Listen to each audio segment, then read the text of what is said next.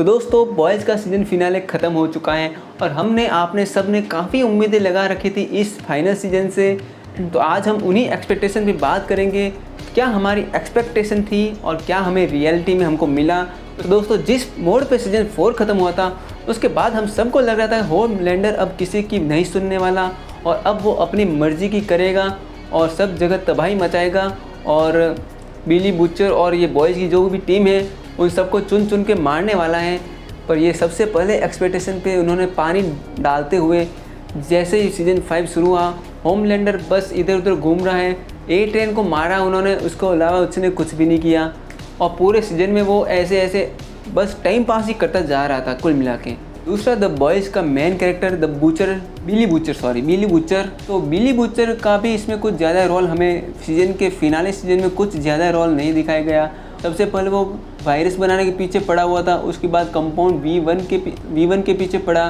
दोनों ही चीज़ें उसके हाथ लगी लेकिन उनका उसने कुछ किया नहीं। V1 उस होमलैंडर को मिल गया और लास्ट में जो एंटीवायरस भी था, जो वायरस जो था वो भी उसने रिलीज़ नहीं किया।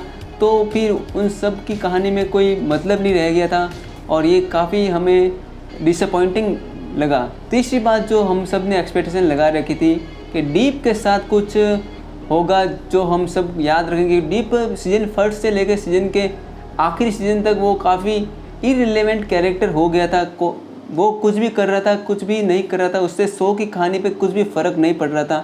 तो कम से कम उसको एक अच्छी डेथ दे सकते थे लास्ट के सीज़न में जाते जाते। अगर उसको स्टारलाइट की जगह अगर उसको होमलैंडर मार देता तो काफ़ी मज़ा आ जाता।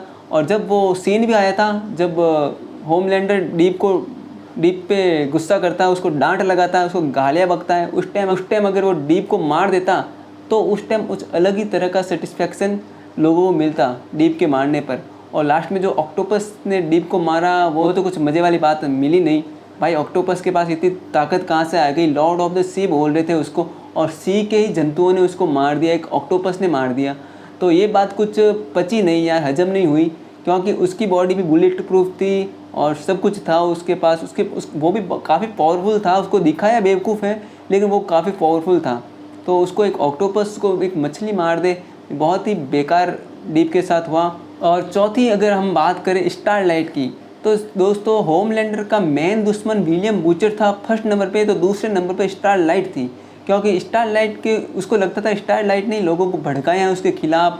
जो पहले लोग उससे बेइंतहा प्यार करते थे अब लोग उससे नफ़रत करने लगे और इसलिए वो स्टारलाइट से काफ़ी चिढ़ता था और उससे नफ़रत करता था। पर स्टारलाइट तो लास्ट की फ़ाइट में कहाँ चली गई डीप को लेकर, उसका और होमलैंडर का आमना सामना भी नहीं हुआ। तो भाई जो स्टारलाइटिंग वगैरह वर्सेस होमलैंडर के जो थे उनका क्या मतलब रह गया भाई?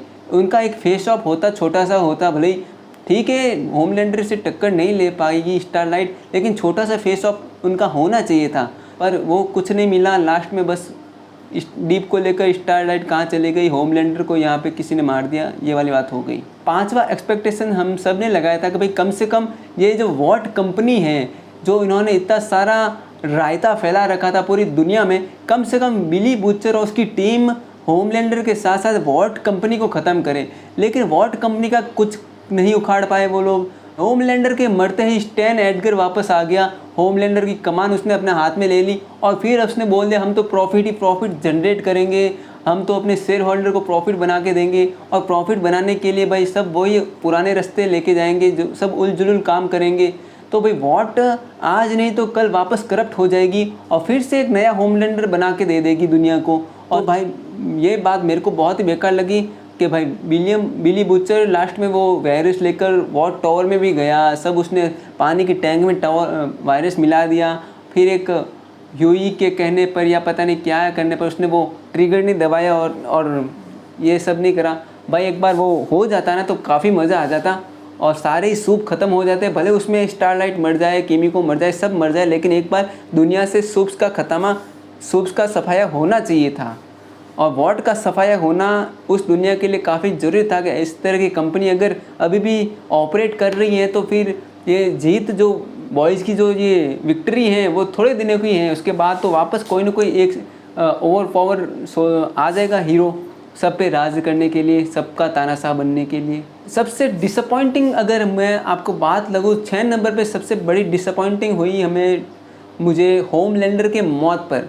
भाई सीज़न 1 से लेकर सीज़न 5वें सीज़न तक एंटोनी स्टार ने पूरे शो को अपने कंधों पर कैरी किया है। बिली बूचर और एंटोनी स्टार 2 ही इस शो के मेन पिलर थे, और उन दोनों, अगर वो ठीक है वो शो में विलेन था, लेकिन शो का ओरिजिनल हीरो होमलैंडर ही था। लोग होमलैंडर को देखने के लिए जाते थे। लास्ट तक आते आते बिली बूचर से ज़्यादा लोग होमलैंडर को पसंद करने लग गए थे, और उसकी इस तरह पैथेटिक डेथ और अपने जान के लिए भीख मांगना और ऐसे घटिया से डायलॉग उसको दे दिए फिर लास्ट में जाते हुए मरने के टाइम, और भाई मज़ा नहीं आया। लास्ट में फिर वो बोला भी कि भाई मैंने तुमको कितनी बार बचाया। उसने विलियम बूचर को बोला भी कि मैं तेरे को कितनी बार मार सकता था, लेकिन मैंने मारा नहीं। उसके बाद भी बिली बूचर उसको मार देता है, तो ये काफ़ी बेकार है। उसको पावर छीन के उसको छोड़ देते, या फिर कम से कम उसको इज्जत की मौत देते कि भाई उसकी पावर भी चली गई लेकिन उसकी अकड़ नहीं गई, उसके कारण उसको मारा तो मज़ा आ जा। वो पावर चले जाने के बाद वो अपनी जान की भीख मांग रहा है और माफिया मांग रहा है, उसके बाद भी तुम उसको मार रहे हो, तो फिर वो मज़ा नहीं आ रहा। भाई थैनोस लेवल का थ्रेट था, तो थैनोस के जैसी उसकी मौत को भी मिलनी चाहिए थी, इज्जत वाली मौत उसको मिलनी चाहिए थी, पर उसको इज्जत वाली मौत नहीं मिली, और भाई मज़ा नहीं आ रहा उसमें। होमलैंडर तो भाई होमलैंडर इस शो का हीरो ही था एक तरह से, ये समझो। बिली बूचर बाद में, होमलैंडर पहले इस शो का हीरो था, और तो भाई एक इज्जत की मौत होमलैंडर काफ़ी डिजर्व करता था, पर उसको इस तरह मार देना और उसको इस तरह पैथेटिक दिखाना, मज़ा बिल्कुल मज़ा ख़राब कर दिया शो का। लास्ट में जाते जाते भाई वो उसको V1 मिल गया था यार, वो सबसे पावरफुल बीइंग बन गया था इस दुनिया का।